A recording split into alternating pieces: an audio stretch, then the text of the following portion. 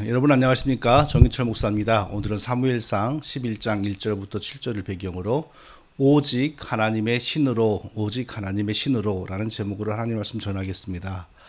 자, 오늘 본문은 평범한 농부에 불과했던 사울을 하나님께서 이제 이스라엘의 진정한 왕으로 세우시는 모습을 보여줍니다. 이제 이스라엘 사람들이 그를 진정한 왕으로 인정하고 다 따르게 되는데 그 과정을 오늘 본문이 보여주는데요. 거기에서 우리가 중요한 사실 두 가지를 찾아보도록 하겠습니다. 자, 첫째로 위기와 절망과 고통의 상황에서 하나님이 쓰시는 귀한 사람들이 등장하고 세워지는 경우가 아주 많다는 사실입니다. 위기와 고통과 절망이 없으면 하나님이 쓰시는 사람이 세워지지 않는다. 뭐 그런 말은 아니고요. 위기와 고통과 절망의 때에 하나님이 귀하게 쓰시는 사람들이 등장하는 경우가 훨씬 더 많다라는 이야기입니다. 자, 이것은 세상의 역사에서도 흔히 우리가 볼 수 있는 그런 현상입니다. 어려운 시절이 아니면 평범한 사람으로 살다가 갔을 사람들인데 세상이 어렵고 고난이 넘치고 역경이 넘치기 때문에 큰 인물이 된 사람들, 유명한 사람들이 다 그렇죠. 뭐 예를 들면 초안지에 유방, 뭐 삼국지에 조조, 우리나라에 뭐 사람들 다 그렇죠. 네, 기존의 질서가 흔들리고 요동칠 때, 어려움이 가득 넘치고 있을 때 오히려 그때 큰 인물들이 등장을 했죠. 세상이 평안했으면 나오지 못했을 사람들이었는데요. 성경의 인물들도 그렇습니다. 하나님께서 성경의 귀한 인물들을 보면 대부분 고통의 시대, 절망의 시대에 아주 어려움이 많은 상황 속에서 하나님이 그 귀한 믿음의 사람들을 일으키셨습니다. 자, 사울은 요즘 말로 말하면 듣보잡이죠. 이스라엘 사람들 입장에서는 듣보잡이거든요. 근데 그를 하나님의 왕으로 세우셨어요. 하나님이 주시는 마음에 감동을 받은 소수는 그를 왕으로 인정하고 따랐지만, 그러나 다수는, 그리고 대부분 마음이 삐딱한 사람들은 뭐 저 사람이 왜 우리의 왕이냐 하고 비웃었습니다. 자, 그때 하나님의 왕으로 세우셨으나 대부분의 이스라엘 사람들이 그를 알지 못하였고 비웃고 있을 때, 그때 아주 어려운 일이 이스라엘에서 벌어졌습니다. 암몬의 왕 나하스가 이스라엘의 길르앗 야베스라고 하는 북쪽에 있는 도시를 공격하려고 군대를 몰고 왔습니다. 자, 옛날의 전쟁에서는 누구를 공격하려면, 성을 빼앗으려면 반드시 군대를 몰고 가죠. 요즘의 전쟁에서는 먼저 미사일이 날아갑니다. 그래서 개전 초기에 하늘로 미사일이 옛날 이라크와 미국이 전쟁할 때 병사들은 안 들어가고 그냥 바다에서 하늘에서 막 미사일만 막 한 일주일, 이주일 동안 날아다니더니 나중에 병사들이 들어가지 않았습니까? 저는 그 군대 무기에 대해서 관심이 많고 아주 재밌어요. 그래서 뭐 요즘 한국에 무슨 새로운 첨단 무기가 등장했는지 그런 거 매우 많이 알고 있습니다. 최근에 어떤 무기가 등장했냐면요, 탄두 중량 2톤짜리 미사일이 등장했어요. 그런데 그게 800km를 날아가요. 근데 사실 그게 800km만 가는지 1000km를 가는지 1500km를 가는지 그것은 한국에 만든 사람들만 알아요. 대외적으로는 800km까지만 간다. 근데 그 무게가, 탄두 무게가 2톤인데 그 2톤이 빵 터지면 대충 어떤 위력이 벌어지냐면, 이번에 베이루트에서 빵 터졌지 않습니까? 그 정도의 위력입니다. 그러니까 그거 하나 떨어지면 도시가 휘청거리는 거죠. 도시가 아주 그냥 아수라장이 되는 거죠. 조금만 더 얘기할게요. 그런데 지금까지는 그것을 액체 연료로만 쏠 수가 있었어요. 액체 연료는 굉장히 불편합니다. 힘은 많이 나와도 굉장히 불편해요. 왜냐하면 쏘기 위해서 그걸 연료를 집어넣어야 되거든요. 연료를 집어넣는데 한두 시간이 걸리면 그때의 적에게 오히려 당할 수가 있어요. 그 적이 그걸 그 인공위성으로 포착하고. 근데 이번에 미국이 우리 한국에게 민간 이송용 고체 연료를 사용해도 좋다라고 승인을 했어요. 웃기죠? 남의 나라가 우리나라에게 뭐 이거 써도 좋다라고 승인을 했어요. 하여간 승인을 해야만 쓸 수 있는데, 민간 우주선 발사용으로 고체 연료를 사용을 하는데요. 그 기술과 수천 킬로 날아가는 장거리 미사일의 기술이 똑같은 겁니다. 그러니까 그 2톤짜리 미사일이요.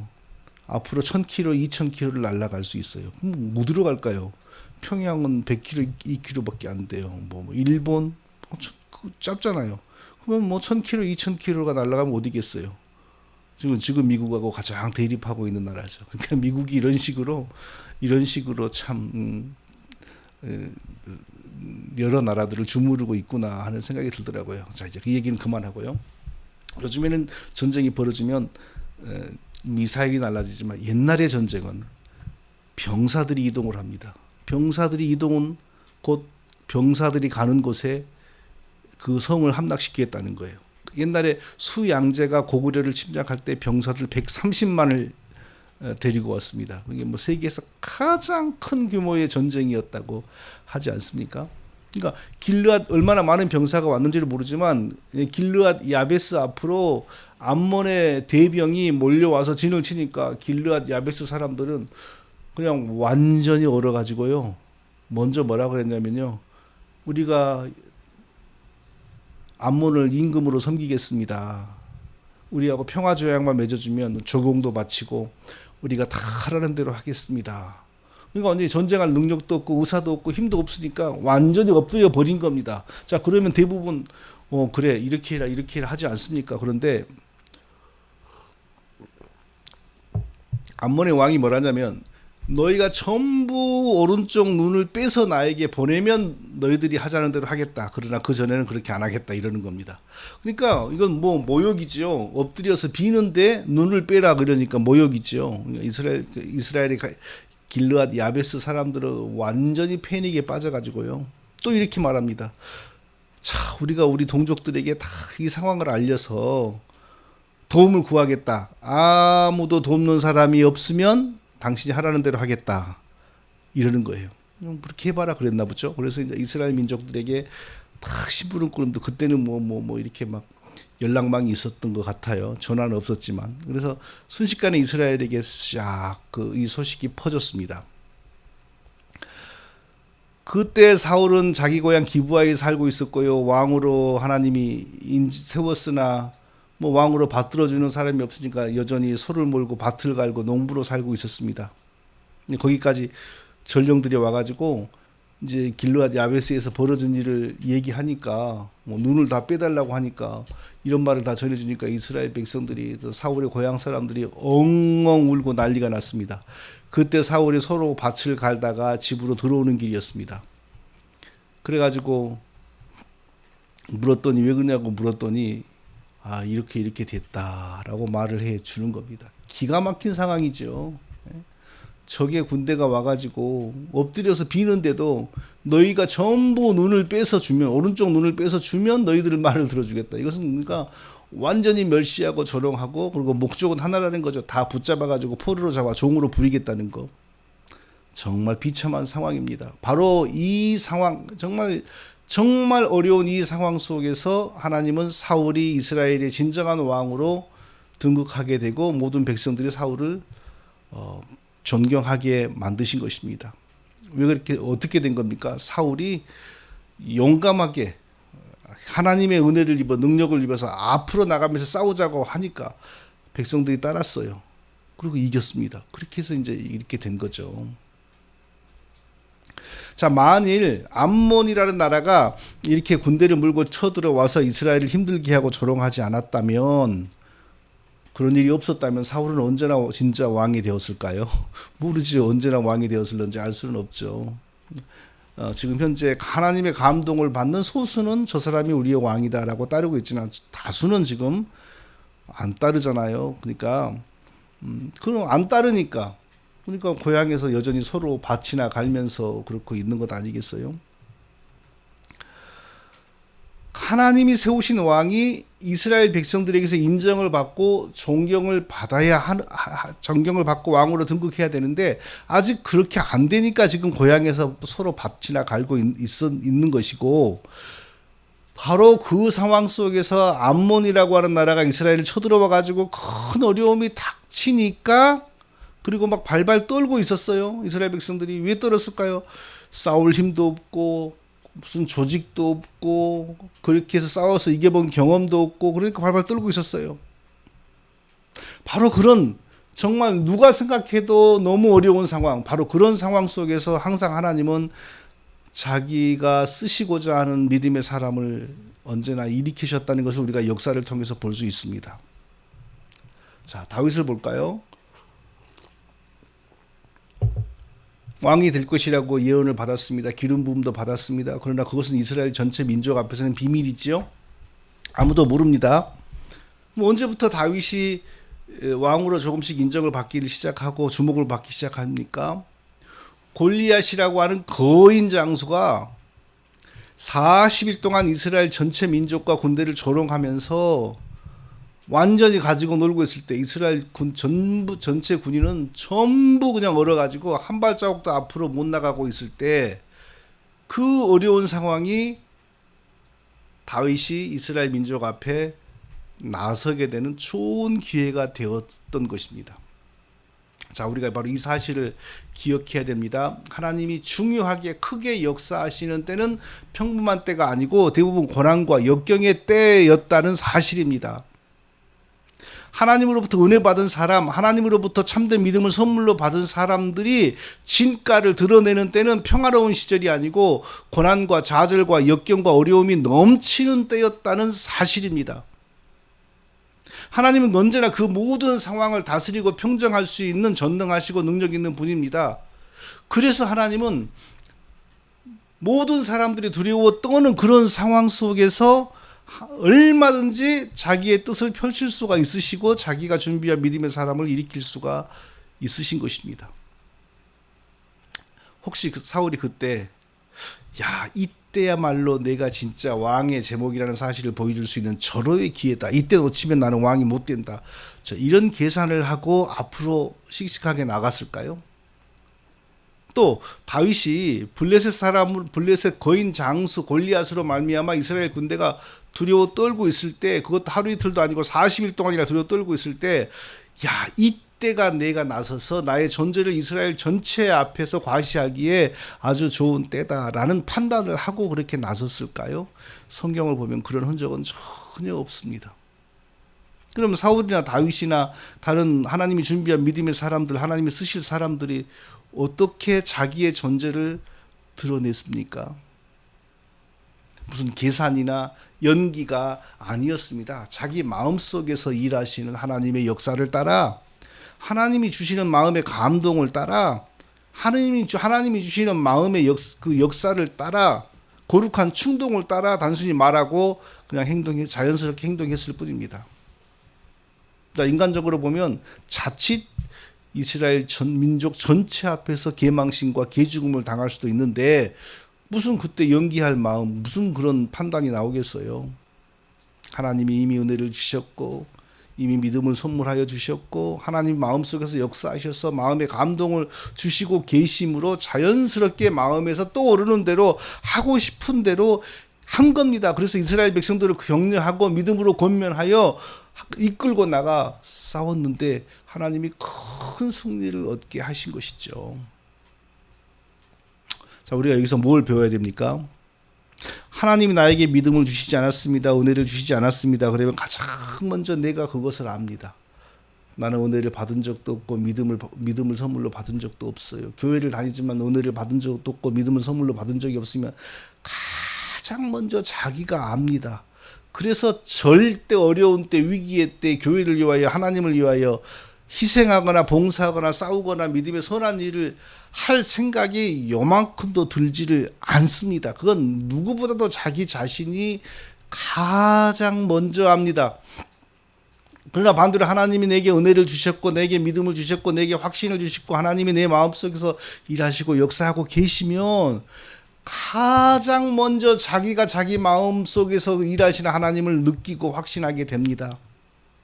다른 모든 사람은 몰라도 자기는 압니다. 하나님이 나를 붙들고 계시는구나. 내가 하나님을 의지하고 나아가서 일하고 싸우고 힘쓰면 하나님의 놀라운 일이 벌어지겠구나. 자기가 압니다. 그러므로 바로 자기 속에서 역사하시는 이의 역사를 따라서 나아감으로 그런 일이 벌어지는 것이지 괜히 자기 마음으로 그런 일을 하면 개망신 당하고 잘못하면 전체 민족 앞에서 개죽음 당하게 되는 것이죠. 하나님이 마음속에서 역사하지 않은데 어린 다윗이 내가 저 골리앗 한번 저 때려잡아 봐야 되겠다 하고 냇가에 가가지고 돌 5개 들고 나가서 해보면 첫 번째 던지니까 쉥 옆으로 비껴나가, 두 번째 던지니까 옆으로 비껴나가, 세 번째, 네 번째, 다섯 번째 전부 비껴나가갖고 그 다음에는 골리앗이 칼 들고 와서 다윗의 목을 아마 잘랐을 겁니다. 정말 비참하게 죽는 거죠.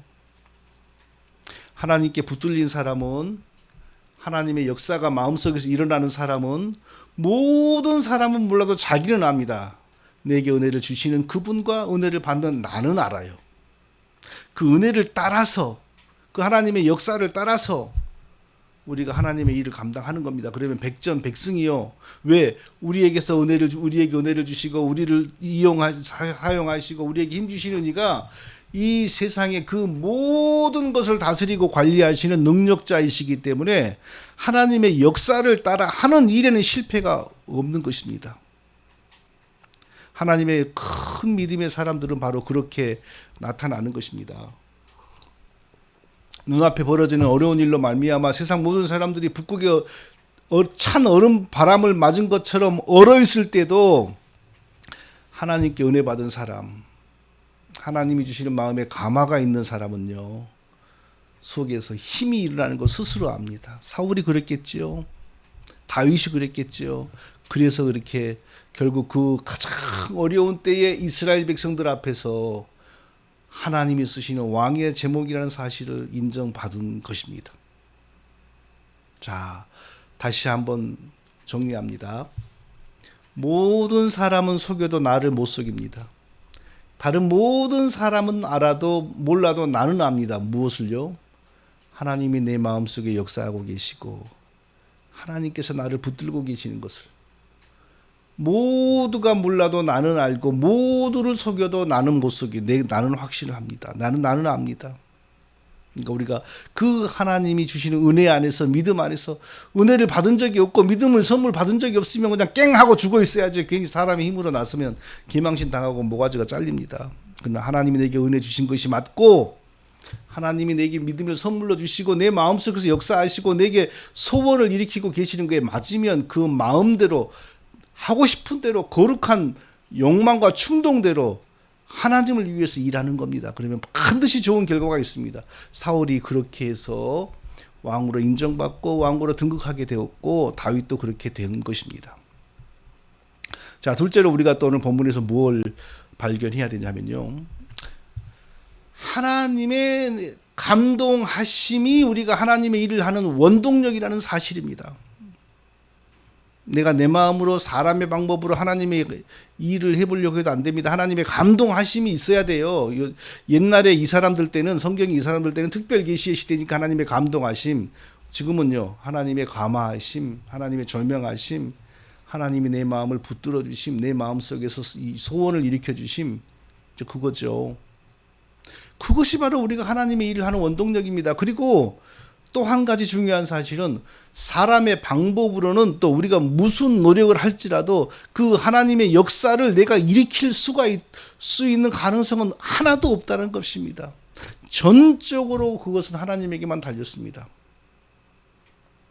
자, 사울이 서로 밭을 갈고 집에 오니까 막 동네 사람들이 엉엉 울고 있습니다. 그러니까 너희들 왜 우냐 그러니까 이제 자초지정을 얘기합니다. 암몬 왕이 군대를 몰고 오고 막 어쩌고 저쩌고. 우리 다 죽었습니다. 우리 오른쪽 눈을 빼달라고 합니다. 그러면 우리를 봐준다고 합니다. 그 말을 듣는 순간 사울이 이 말을 들을 때에 하나님의 신에게 크게 감동됨에, 성령이 사울에게 임하여서 사울의 마음을 강력하게 지배하고 붙드셨다는 것입니다.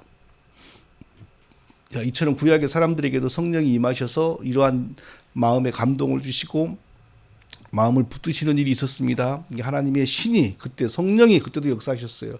오늘 우리에게는 성령이 그리스도의 피로 제 용서함 받았으므로 우리의 마음과 우리의 몸과 우리의 인격 안으로 우리가 성령이 임하십니다. 근데 성령이 임하실 때 성령이 왔다 갔다 들락날락 하는 방식으로 오는 것이 아니라 영원한 인치심으로 우리에게 왔습니다. 이 영원한 인치심으로 왔다는 것은 불도장을 찍듯이 왔다는 겁니다. 한번 불도장을 빵 찍어버리면 죽어서 썩을 때까지 항상 남아있잖아요.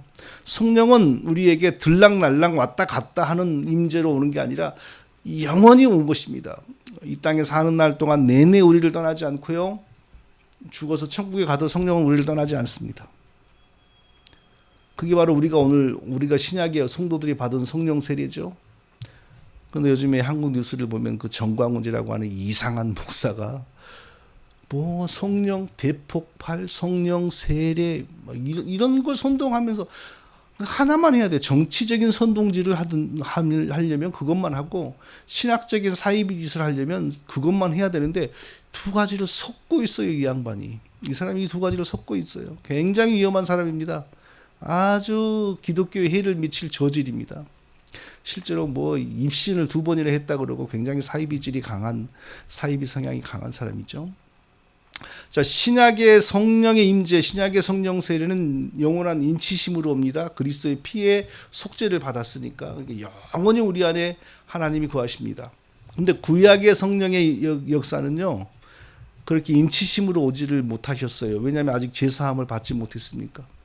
그러니까 성령이 오셔서 그 사람 밖에서 그의 마음을 붙드시고 그에게 영감을 주시고 그랬단 말이에요. 지금 사울이 그런 경우잖아요. 성령이 오셔서 그의 밖에서 그의 마음을 붙드시고 계세요. 그런데 사울이 범죄하고 배도하면 이 성령이 떠나버립니다. 나중에. 그리고 악신이 임하죠. 다윗도 범죄하고 나서 사울처럼 성령으로부터 하나님으로부터 버려질까 봐서 주의 성신을 내게서 거두지 마옵시고 라고 이렇게 눈물로 간구하는 기도가 시편에 나옵니다. 이게 바로 구약의 성령과 신약의 성령의 차이입니다.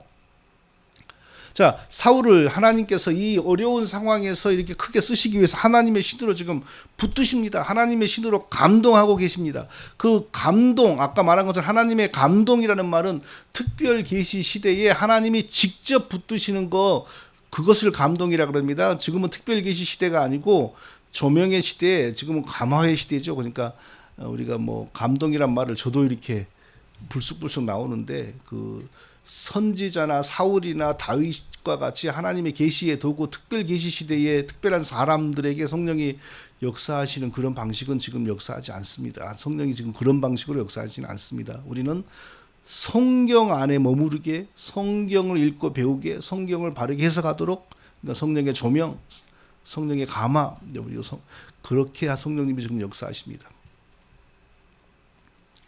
자, 암몬왕 나하스가 길르앗 야베스를 사람들을 사로잡아서 종으로 삼으려고 군대를 몰고 왔는데 싸울 힘이 없어서 다 울고만 있다는 말을 듣는 순간 하나님의 신이 사울을 감동하였습니다. 그래서 어떤 일이 벌어졌냐? 사울이 이 말을 들을 때에 하나님의 신에게 크게 감동됨에 큰 노가 크게 일어나서 하나님의 신이 감동을 했는데 마음이 평안하고 황홀해지는 것이 아니라 분노가 크게 일어났다. 왜 그랬을까요? 전쟁을 해서 이겨야 되는 상황이니까 전쟁을 하려면 술이라도 먹어야 되는데 그래야지 그 술 기운이라도 전쟁을 해야 되잖아요. 근데 그렇게는 하면 안 되죠. 하나님께서 하나님의 신으로 마음이 전쟁을 감당할 수 있도록 바꿔주신 거예요. 거룩한 분노가 일어난 것입니다. 자, 하나님의 신, 성령이 우리에게 역사하시고 우리를 붙드실 때에 다양한 모습의 현상이 나타난다는 걸 우리가 알 수 있습니다. 어떨 때는 지혜의 말씀이 일어나게 하시고요. 어떨 때는 기도에 힘쓰게 하는, 어떨 때는 믿음이 더 강해지는, 어떨 때는 다른 사람을 더 힘써 봉사하고 뭐 다양한 모습으로 성령이 역사하십니다. 이때 사울에게는 분노, 거룩한 분노, 전쟁에서 여러 적들을 죽여야 되니까요. 자, 성령님이 우리에게서 이렇게 다양한 모습으로 역사하시는 궁극적인 목적은 무엇일까요? 교회, 하나님 나라의 설립입니다. 교회를 세우기 위해서. 이때는 하나님의 나라를 위하여 당장 적을 물리쳐야 되니까 분노를 일으키는 거죠. 거룩한 분노를. 성령님의 역사는 결국 성령의 은사의 목적은 결국 교회 다른 성도들을 온전하게 하는 것이지 하나님 백성을 온전하게 하는 것이지 자기의 성공이나 출세나 자기의 무슨 뭐 영적인 황홀경을 위해서 역사하는 거 아닙니다. 여호와께서 스룹바벨에게 하신 말씀이 이러하니라. 만군의 여호와께서 말씀하시되 이는 힘으로 되지 아니하며 능력으로 되지 아니하며 오직 나의 영으로 되느니라. 오직 나의 영으로 되느니라. 하나님의 크고 귀한 일들을 사람이 감당할 수 있는데 그 비밀은 하나님의 영으로 하나님의 신으로 된다는 것입니다. 사람이 사람의 힘으로 사람의 지혜로 사람의 열심으로 할 수 있는 하나님의 일이 없습니다. 부패한 사람이 자기 힘으로 하나님의 일을 못합니다. 하나님의 신의 감동을 받아야만 하나님의 도움을 받아야만 하나님을 섬기는 일을 할 수가 있습니다. 하나님의 신에 감동되어 하나님의 신의 도움을 받아 하나님의 신의 은사로 지혜의 말씀을 전하고 지식의 말씀을 전하고 병도 고칠 수 있고 물질로 크게 헌금도 할 수 있고 때로는 진리를 지키기 위하여 거룩한 분노가 일어나고 다 하나님의 나라와 교회를 세우기 위해서 성령님이 우리 각 사람에게 그렇게 역사하시고 붙드시는 것입니다. 우리의 힘이 아닙니다. 하나님의 신으로 합니다. 하나님의 영으로 합니다. 사울에게 그랬습니다. 다윗에게도 그랬습니다. 우리가 회개도 우리의 마음으로 안 됩니다. 성령의 도우심으로 회개합니다. 기도도 우리의 그냥 마음으로 안 됩니다. 기도하도록 성령이 도우셔야 됩니다. 성경 읽기도 그냥 우리의 마음으로 안 됩니다. 성령이 우리를 도우셔야 됩니다. 전도 우리 마음으로 안 됩니다. 성령이 도우셔야 됩니다. 고난 가운데서도 특별히 믿음을 지키는 것 절대 우리 힘으로 안 됩니다. 하나님이 하나님의 신으로 우리를 붙드셔야 합니다. 사울처럼 여호와의 신이 임하여 감동하심으로 이스라엘을 구원하는 큰 전쟁을 감당할 수 있었던 것처럼 지금 우리도 다양한 상황과 현장 속에서 하나님을 기쁘시게 하는 일을 할 수 있으려면 성령의 감화가 있어야 합니다. 성령의 도우심이 있어야 됩니다. 자, 그렇다면 우리가 이 성령의 감화, 성령의 도우심, 성령의 인도하심을 우리가 쉽게 말해서 끌어올 수 있을까요? 앞당길 수 있을까요?